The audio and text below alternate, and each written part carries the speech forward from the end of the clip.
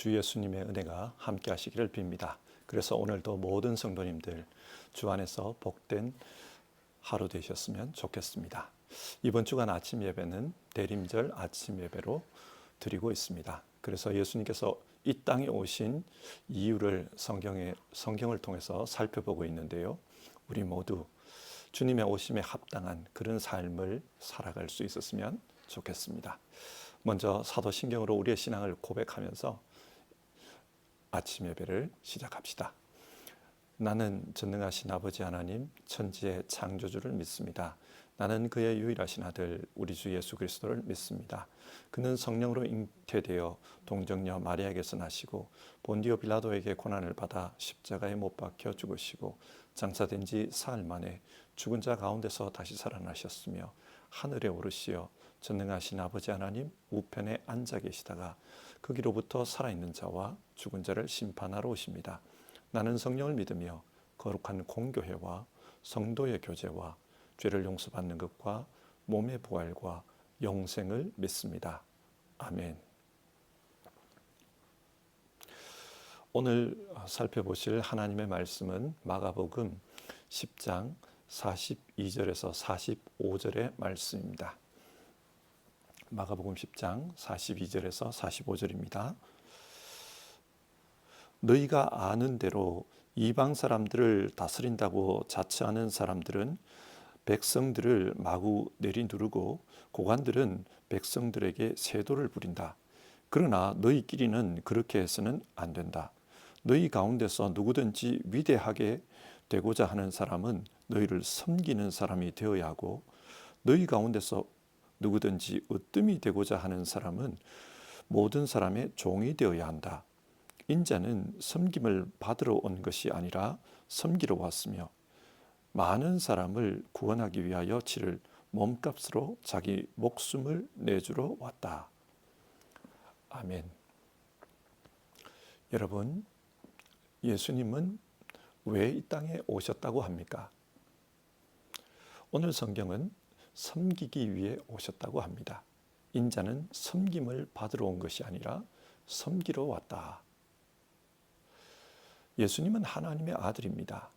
하나님의 아들로서 찬송과 경배를 받으시고 또 섬김을 받으시는 것이 마땅합니다. 그런데 그런 주님께서 섬기기 위해 오셨다고 합니다. 여러분, 성경이 이 말씀을 통해 우리에게 전하려는 메시지가 무엇일까요? 먼저 예수님께서 이 말씀을 하신 배경부터 살펴봅시다. 예수님은 제자들과 함께 예루살렘을 향해 가고 계셨습니다. 그리고 제자들에게 예루살렘에 가면 어떤 일이 일어날 것인지를 말씀했습니다. 인자가 대제사장들과 율법학자들에게 넘어갈 것이다. 그들은 인자를 이방인에게 넘겨 죽게 할 것이다. 그러나 인자는 사흘 후에 살아날 것이다. 예수님은 예루살렘에 가면 십자가에서 죽으시고 또 사흘 만에 부활하실 것에 대해 말씀하셨습니다. 아마 그 당시 말씀의 분위기는 엄숙하고 비장했을 것입니다. 그러나 이 말씀을 들은 제자들의 반응은 의외였습니다.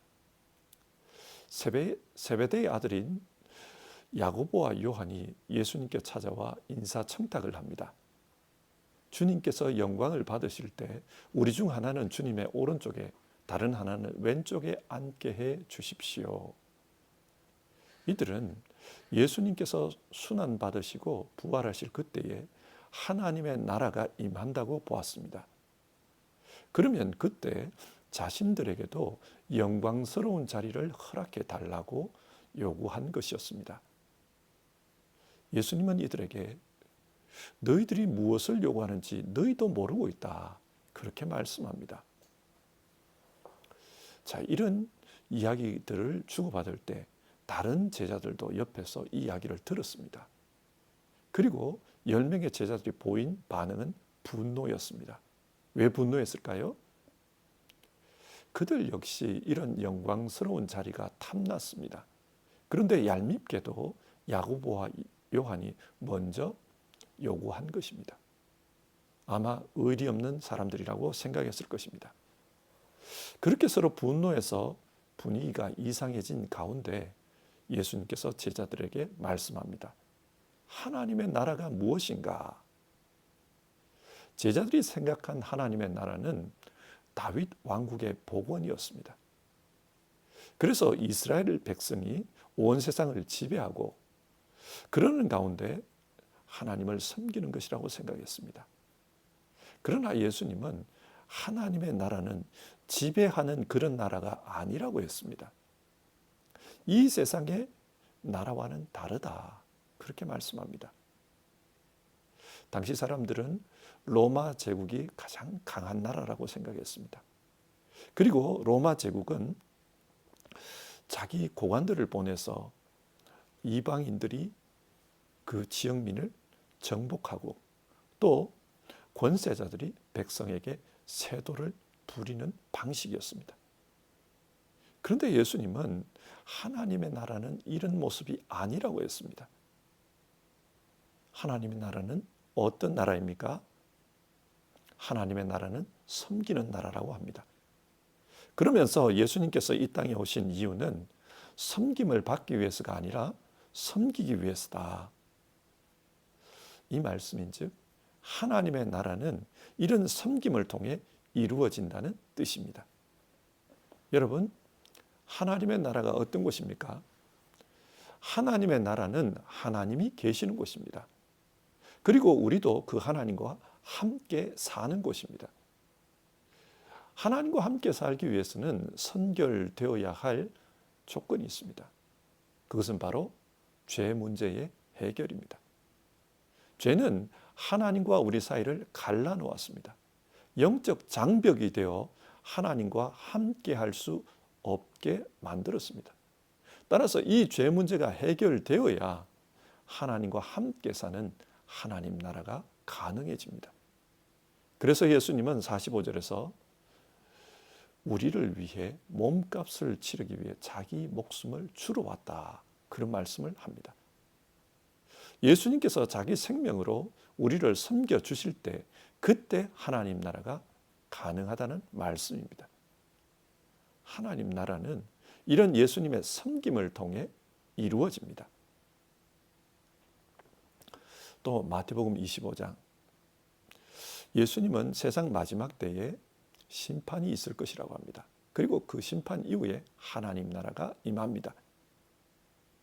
그 심판에 의해 어떤 사람은 하나님 나라에 들어갈 것이고 또 어떤 사람은 밖에 쫓겨나 슬피 울며 이를 갈 것이라고 했습니다. 그러면 어떤 사람이 하나님 나라에 들어갑니까?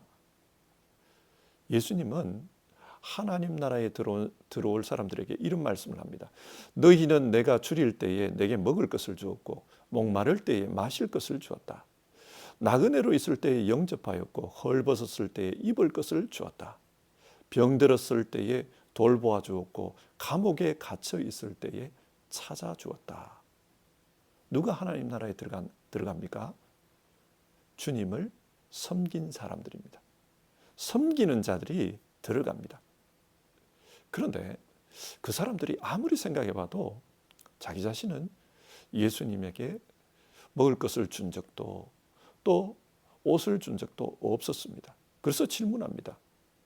주님, 우리는 아무리 생각해봐도 주님께 먹을 것을 주지 않았습니다. 언제 주님께서 병들었고 언제 감옥에 계셨습니까? 우리는 그렇게 한 적이 없습니다. 자신들은 주님을 섬긴 적이 없다고 합니다. 그때 주님께서 하시는 말씀이 너희가 여기 내 형제 자매 가운데 지극히 보잘것없는 사람 하나에게 한 것이 곧 내게 한 것이다. 그렇게 말씀합니다. 주님의 사람, 여기 있는 형제 자매, 그들 중에 가장 작은 자를 섬긴 것이 곧 주님을 섬긴 것이라고 말씀하셨습니다. 이 말씀에 따르면 하나님 나라는 예수님 때문에 이루어집니다. 그리고 그 예수님 때문에 섬김의 삶을 산 사람, 그 사람들이 들어갑니다. 하나님 나라는 이런 섬김에 의해 가능해집니다. 그래서 예수님은 인자는 섬김을 받으러 온 것이 아니라 섬기러 왔다. 그렇게 말씀하셨습니다. 여러분, 우리는 어떤 목적을 가지고 신앙을 합니까? 섬김을 받기 위해서 신앙합니까? 섬기기 위해서입니까? 오늘 성경에 나오는 예수님의 제자들은 주님께서 죽음을 이야기하는데 그럼에도 불구하고 자기들은 영광의 자리를 차지하는 것, 그것을 요구했습니다.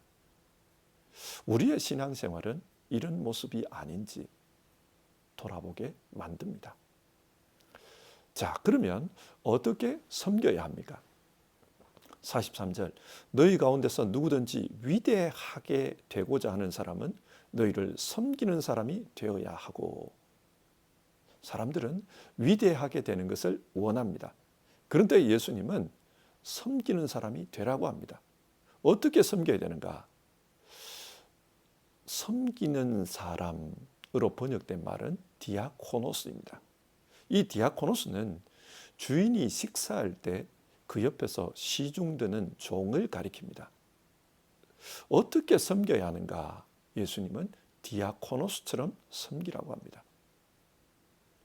요한복음 13장에 세족식 이야기가 나옵니다.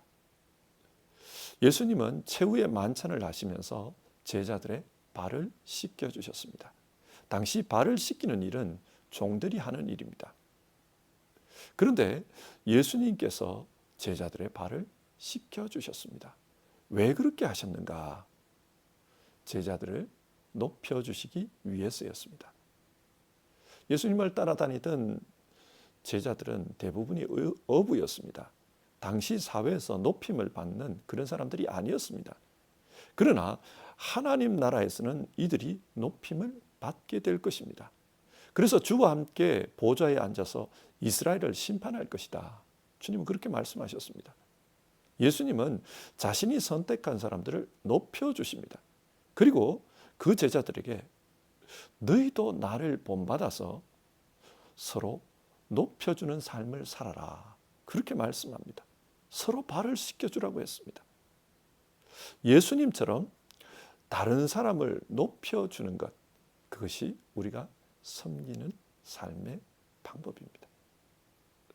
하나님 나라는 작은 자를 높여주기 위해서 내가 낮아지는 것입니다. 디아코노스가 되는 것입니다. 또 성경은 어떻게 섬기라고 합니까? 44절, 너희 가운데서 누구든지 으뜸이 되고자 하는 사람은 모든 사람의 종이 되어야 한다. 종이 되어서 다른 사람을 섬기라고 합니다. 여러분, 종이 주인을 어떻게 섬깁니까? 누가복음 17장에 이런 비유가 나옵니다. 주인에게 한 종이 있었습니다. 그 종이 밭에 가서 하루 종일 일하고 집으로 돌아왔습니다. 하루 종일 일을 하고 왔기 때문에 매우 시장했을 것입니다. 그런데 그 종이 돌아오자마자 주인이 내가 배고프다. 음식을 준비해라. 그렇게 말합니다. 주인은 종의 배고픔보다는 자기의 배고픔을 우선합니다.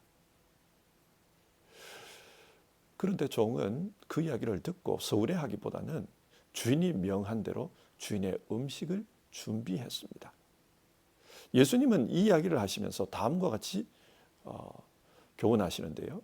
그 종이 명령한 대로 하였다고 해서 주인이 그에게 고마워하겠느냐. 이와 같이 너희도 명령을 받은 대로 다 하고 나서 우리는 쓸모없는 종입니다. 우리는 마땅히 해야 할 일을 하였을 뿐입니다. 그렇게 말하여라. 무슨 말입니까? 종은 주인을 위해 자기 자신의 삶을 내려놓은 사람입니다.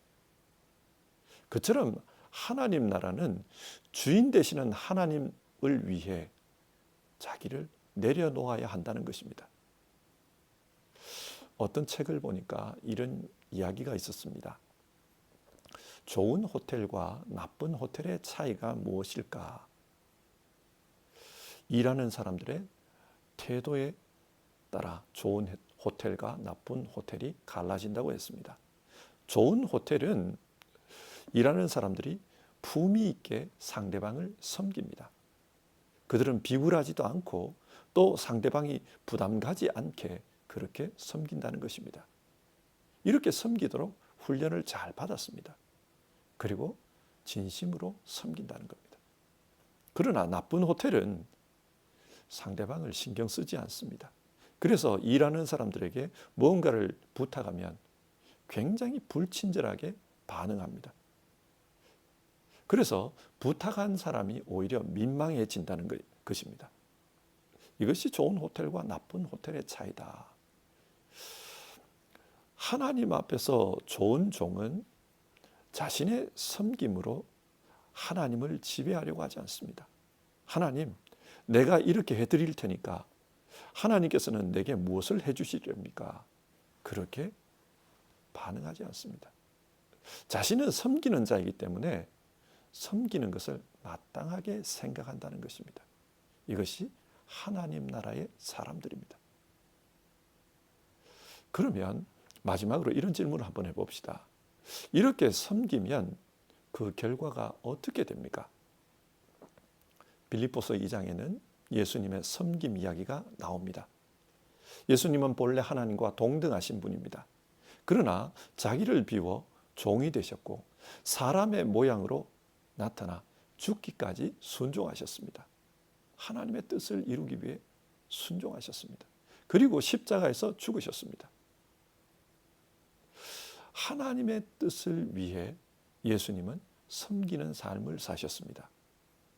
이렇게 섬긴 예수님에게 하나님은 어떻게 보응해 주셨습니까? 예수님을 높여 주셨습니다.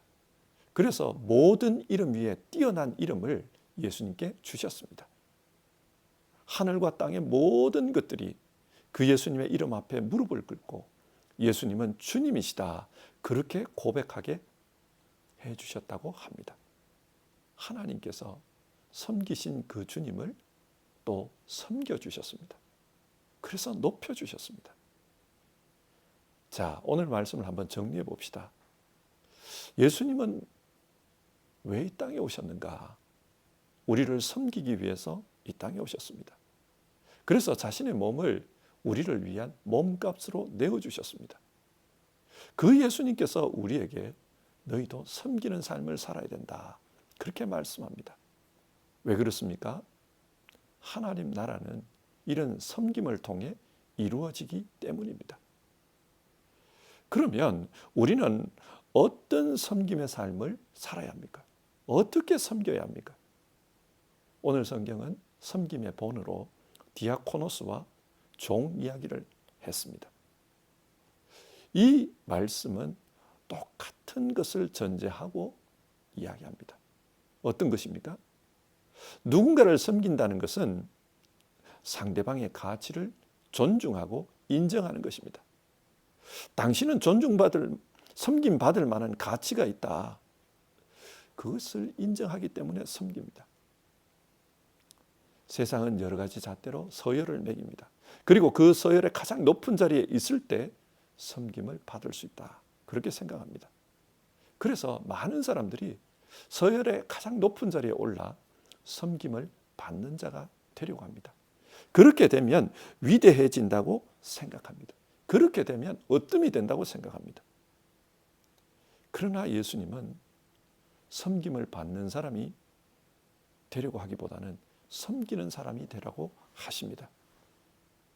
그래야 그 사람이 하나님 나라의 사람이기 때문입니다. 그리고 그 중에서도 가장 작은 자를 섬기는 자가 되라고 합니다. 마가복음 9장 37절, 누구든지 내 이름으로 이런 어린 아이들 하나를 영접하면 그는 나를 영접하는 것이요, 누구든지 나를 영접하는 사람은 나를 보내신 분을 영접하는 것이다. 무슨 말입니까? 세상의 가장 작은 자도 주님과 같은 가치를 가진 존재라는 것입니다. 그렇기 때문에 그를 섬긴 것이 주님을 섬긴 것이라고 말씀합니다. 뿐만 아니라 하나님을 섬긴 것이라고도 합니다. 가장 작은 자가 얼마나 가치 있는지를 우리에게 말씀해 주셨습니다. 예수님께서 이 땅에 오실 때 왜 왕이나 권력자의 모습으로 오시지 않고 베들레헴의 마구간에 가장 작은 자의 모습으로 오셨을까요? 예수님은 이 세상의 가장 작은 자도 섬기기 위해 가장 작은 자, 가장 낮은 자리로 오셨습니다. 세상의 가장 작은 자도 주님이 보실 때는 큰 가치가 있는 존재라는 것을 보여주신 것입니다. 시편 8편은 하나님의 사람들이 얼마나 가치 있는지를 이렇게 말씀합니다. 사람이 무엇이기에 주께서 이렇게까지 생각하여 주시며 인자가 무엇이기에 주님께서 이렇게까지 돌보아 주십니까? 주님께서는 그를 하나님보다 조금 못하게 하시고 그에게 존귀하고 영화로운 왕관을 씌워 주셨습니다. 하나님 사람의 가치가 하나님보다 조금 못한 존재라고 합니다. 존귀하고 영화로운 존재라고 합니다. 여러분이 그런 존재입니다. 뿐만 아니라 우리 옆에 있는 다른 사람도 그런 존재입니다. 그래서 하나님은 서로 섬기는 가운데 하나님의 나라를 이루라고 합니다. 그것을 가르치기 위해 예수님은 오늘 나는 섬기러 왔다 그렇게 말씀하셨습니다.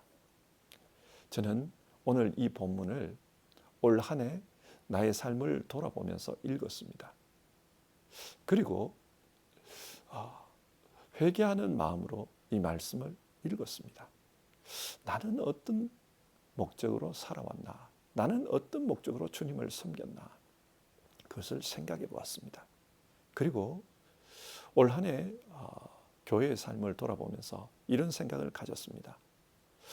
모든 성도들이 나는 이 교회에서 존중받고 있다. 그런 생각이 들면 얼마나 좋을까요? 모든 성도들이 세상에서는 힘들게 살았지만 나는 이 교회에서 존중받고 있다. 그런 생각이 들면 얼마나 감사하겠습니까? 이런 존중받는 그런 교회가 되기 위해서는 서로가 서로를 섬겨주어야 합니다. 바라기는 새해에 우리 교회가 서로 섬겨주는 그런 교회가 되었으면 좋겠습니다. 지금까지도 섬기며 살아왔지만 더욱더 섬기는 그런 교회가 되었으면 좋겠습니다. 그러는 가운데 하나님 나라의 모습을 닮아가는 그런 공동체가 되었으면 좋겠습니다. 우리 모두는 존귀한 자입니다. 하나님 나라의 사람입니다. 그렇기 때문에 하나님 나라 백성으로서 섬기는 삶을 살아야 한다. 오늘 성경 그것을 말씀하는데요. 성탄절을 앞둔 이 시점에서 이 말씀의 의미를 생각하며 이렇게 살아야 되겠다. 그것을 다시 한번 다져보는 마음으로 다짐해보는 오늘 하루 되었으면 좋겠습니다. 같이 기도하겠습니다. 하나님, 오늘 말씀을 통해 예수님처럼 우리도 섬기는 자로 살아야 한다. 그래야 하나님 나라가 우리 가운데 이루어진다. 말씀을 나누었습니다. 그리고 섬김의 삶을 산다는 것은 상대방의 가치를 인정하고 존중하는 것이며 또 높여주는 것이라고 말씀을 나눴습니다. 우리 모두 예수님처럼 섬기는 자로 살 수 있게 도와주시옵소서. 그래서 이 땅에 하나님의 나라를 보여주는 우리 모두 되게 하옵소서. 그리고 하나님, 교회에 오면 나는 존중이 여김을 받고 있다. 그것을 느낄 수 있는 교회가 그런 공동체가 되었으면 좋겠습니다. 주님, 그런 공동체를 만들어 갈 수 있도록 우리를 도와주시옵소서. 오늘 하루도 각자의 자리에서 섬기는 자로서의 삶을 잘 살 수 있도록 우리 성도님과 함께 해주시고 인도해 주시옵소서.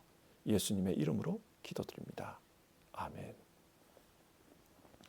오늘 하루도 오늘 말씀을 생각하며 우리가 이렇게 살아야 되겠다 다짐해보는 그런 하루 되기를 바랍니다. 주님 가르쳐주신 기도로 아침 예배를 마치겠습니다. 하늘에 계신 우리 아버지, 아버지의 이름을 거룩하게 하시며 아버지의 나라가 오게 하시며 아버지의 뜻이 하늘에서와 같이 땅에서도 이루어지게 하소서. 오늘 우리에게 일용할 양식을 주시고 우리가 우리에게 잘못한 사람을 용서하여 준 것 같이 우리 죄를 용서하여 주시고 우리를 시험에 빠지지 않게 하시고 악에서 구하소서. 나라와 권능과 영광이 영원히 아버지의 것입니다. 아멘.